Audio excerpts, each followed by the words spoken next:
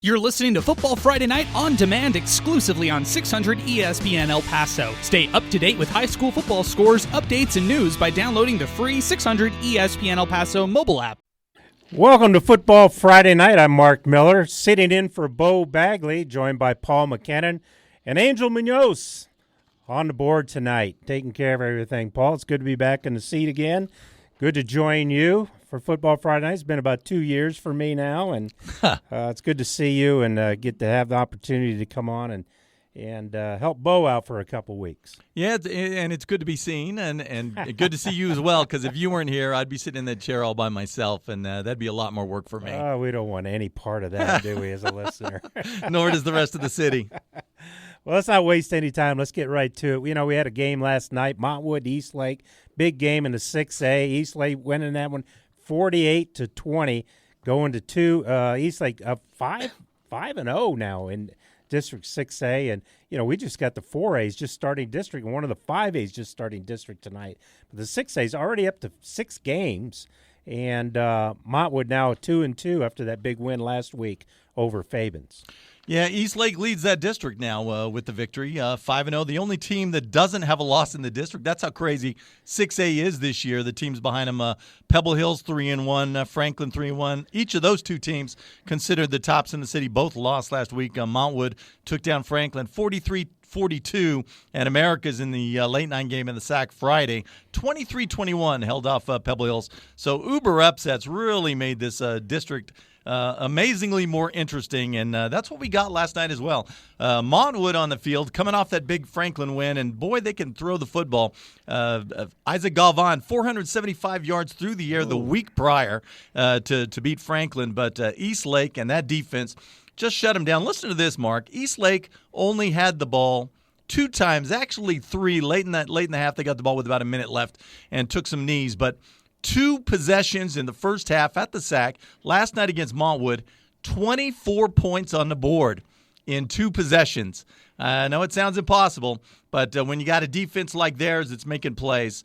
They jumped out to an early lead. Actually, Montwood drove the field, good passing game, but quarterback sack. Hector Hinojos, that guy, he had a couple of them in the first half, a top tackler for Eastlake. Forced a long field goal attempt, 46 yards. That did not go. They come down, and best kicker in the city, Julian Malucci, from all the Malucci brothers back in the day at Del Valle. Aldo was one of them, so I'm sure he's out of that family. But terrific when this guy kicks the ball the way he gets it up in the air. You can tell he's just a different breed. 39-yard field goal, added a 41-yarder later, hit a 51-yard field goal last night. Wow. And a couple of weeks ago, I think it was to beat America's, hit a 42-yarder at the buzzer to win that contest. He's a weapon, and in close games, when you got Julian Murillo on your side, you have an exponentially better chance at winning the contest. But again, that defense, Montwood drives back down the field in field goal range. Galvan back to pass, holds the football. Little mistakes, because that's when Eastlake sends the hounds. He gets hit. Logan Duran blows him up. Ball comes loose. Chris Estrada scoops it, goes 87 yards down the field for the touchdown. A 10-0 lead. Next time Eastlake gets it, 97-yard drive. Isaiah Perea, 9-yard catch on a rollout to go up 17-zip. Excuse me, and then a couple of plays later, Tristan Pettis, after a fumble, the running back gets hit. Tristan Pettis picks it up, breaks about 3 tackles, rumbles down the field, 47-yard scoop and score. Third scoop and score for these guys this season. Remember, Logan Duran in Eastlake's one loss, 13-7 to Rio Rancho, Cleveland. Scoop and score, the only points of that night for Eastlake. But the defense all over the place. They took a 24-6 lead to the half.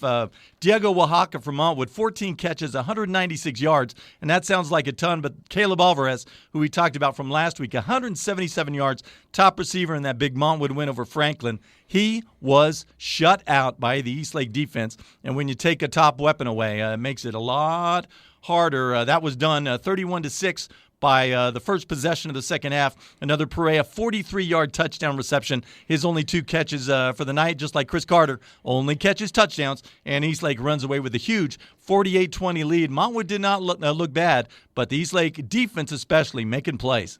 Eastlake looking like the team to beat in the 6A. Next week, a big game against Franklin, who happens to have an off week this week. Plenty of time to prepare. We also had another game last night. Fort Stockton in the 4A defeated Clint 41-0. Let's get out to Ray Adalto out in the SAC. Got an update on the 4 o'clock game. Ray? Thanks, guys. It is 12 minutes left in the ball game. The fourth quarter is just starting with the score. The El Dorado Aztecs 51 and the Coronado T-Birds 15. It's really been a story of a freshman by the name of Ray Estrada for El Dorado. He is an amazing athlete. He's had at least 4 touchdowns that I'm aware of, including a 69-yarder all on his own. This kid runs like an old O.J. Simpson, and I've got to tell you that El Dorado brought their A game to this Coronado team today. Coronado has had a little bit of bad luck, obviously, with one of the starting running backs, Mr. Cade Little, out of the game, and it's been hard for Levesque, number 2, the quarterback for Coronado, to get into motion with the passing game and the running game. But overall, it's been a El Dorado route, if you would, here at the SAC. So with 11 minutes and 56 seconds in counting, it looks like Coronado may have actually, he has actually made a touchdown, but we were talking for Coronado. That's Mr. Golding himself. So the score now at 11:51 with a PAT coming up is El Dorado 51, Coronado 21. All right, thank you very much, Ray. We'll get back to you probably at the start of the rotation so we can get an update on your game. Paul, you have something you want to add? Ryan Estrada, around these parts, his name is freshman Ryan Estrada, because that's who he is, and he has been impressive. Week 1 was huge, and obviously having another big game in a big game for El Dorado in front of Ray tonight. Another guy, not a freshman, but who's having a big game. We weren't even sure he's going to be in the lineup, but out at Canutillo, L.J. Martin, the man. Ryan Vidales tells us back in uniform, and not only back in uniform, but 4 minutes into the contest, 45 yards down the field, second carry of the night. Canutillo jumps on top of Burgess, 7-0, 10:40 left to play in the first quarter. All right, thank you for that update, Paul. Let's talk about our 9:15 Tours game of the week. Parkland and Del Valle. Del Valle coming in 5-1, 1-0 in district, and Parkland 4-2 and undefeated 1-0. This should be a good matchup. Playing that game down at Conquistador Stadium down there, and hopefully it's that they do have turf down there, don't they? They have turf. Yeah, I think everybody does these days. Yeah, I think they do too. But those games used to be a mess down there in the valley in the days back when they didn't have it. Yeah, I remember doing a Fabens game one time that got stopped about third quarter, and yeah, it was a swamp. And Eastwood El Dorado one as well a few years back. That should not be happening anymore. Let's hope anyway. Give us a little cap on that one. Del Valle and Parkland, Paul. Well, Del Valle's been a beast. Jesse Ramos, returning quarterback, always tough. 12 out of 19, 244 a week ago to beat Horizon. 62-0, by the way, on the defensive side of the ball. Dom Calderon leads that unit, but the third shutout of the season for that Del Valle defense. And what was it? I think Andrus, who they only gave up 7 points. Maybe that was 45-7. So week 2, the Pebble Hills game aside, where they got crushed. They've been crushing folks the other direction, 4-1, and the point differential probably astronomical. A couple of sophomore receivers that have really come into the mix. Jonathan Estrada, 85-yard touchdown last week, 4 catches, 124 yards. As you know, they look to move things, and of course they had Eli Molina, a couple of short touchdown passes. But the veteran coming back, and Damian Diaz, who was supposed to be a player for these guys, coming back from a year ago. I'm not sure he's even gotten on the field yet. If he hasn't done anything yet. So health-wise, he's been hobbled, but hasn't really bothered them. I don't think they've missed a bit. Parkland, on the other hand, a lot of injuries. Anthony Carrillo, that's a guy we're going to keep our eye on. He's had his arm in a cast. I believe that's correct. So many injuries, they all run together, but they're hoping to get him back sometime. But they had to take their slot receiver, Isaiah Beasley, who was a running back last year, and plug him into the backfield. And boy, he's been carrying it. A couple of 40 carry efforts in the last month. So they're really feeding him. And, of course, they do have DJ Crest out there, the Texas Tech commit, the best specimen of a wide receiver, if not production-wise, in the city. But Beasley's been in the backfield. I'm looking for the time where Carrillo comes back and you're able to put Beasley back in the slot, and Parkland has all their weapons.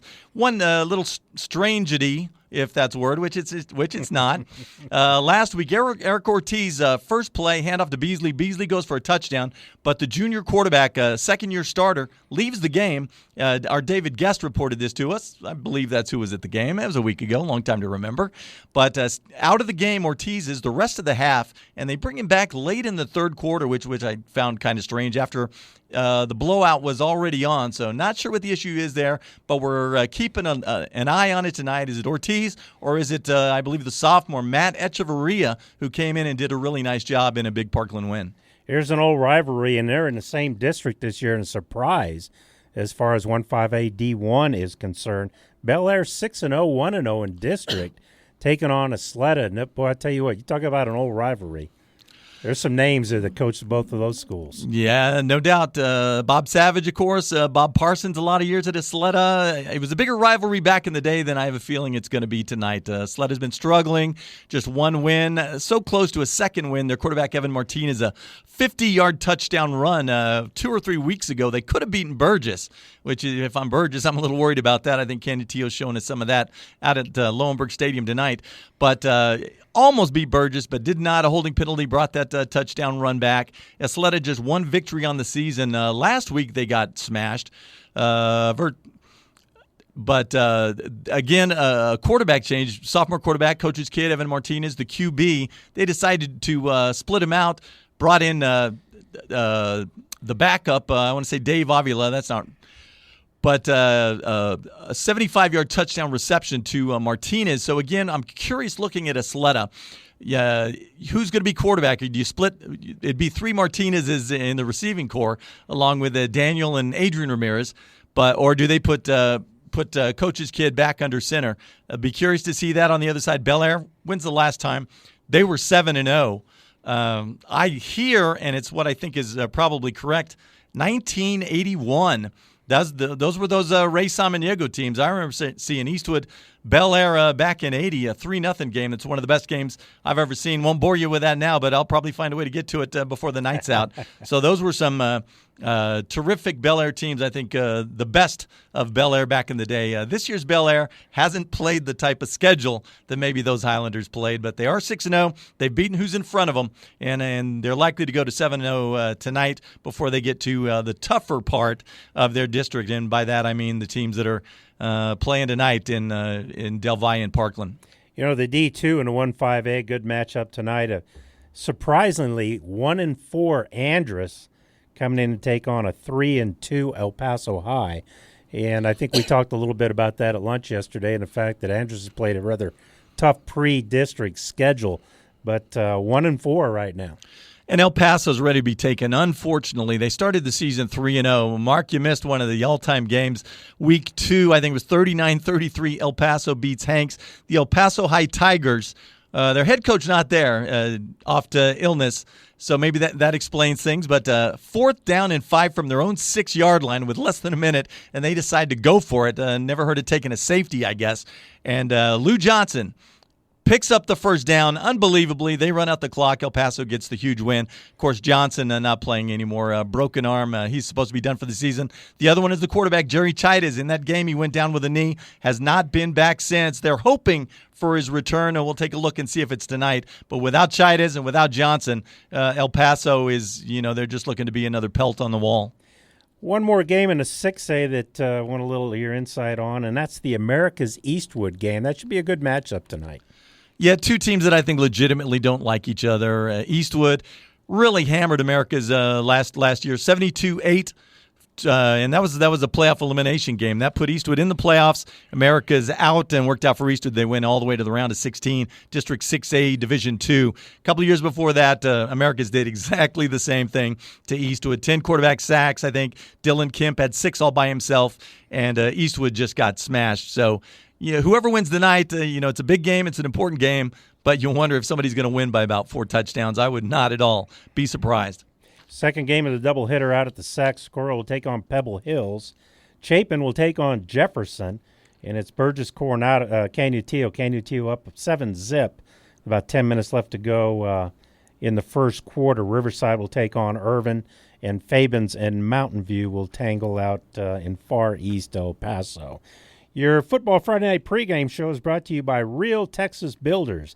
Ask your home builder if they are members of the Texas El Paso Association of Builders, the home of Real Texas Builders. ElPasoBuilders.com. Let's take a break right now. You're listening to Football Friday Night on 600 ESPN El Paso.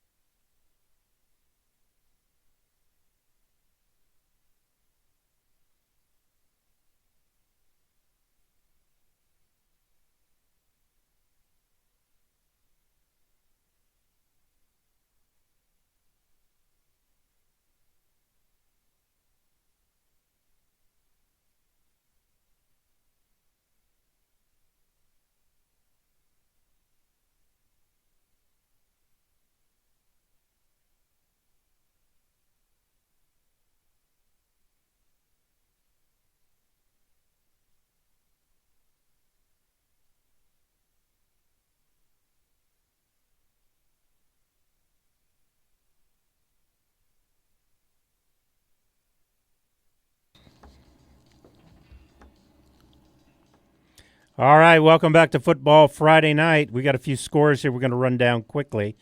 In our game of the week, 9:15 Tours game of the week, Devise up 7-zip over Parkland. These are all first quarter scores. America's up 7-0 Mark over Miller, Eastwood. You make got a that change on that? Make that 7-7. Steve Escada reports Evan Macias 3-yard touchdown reception from Evan Minhadis.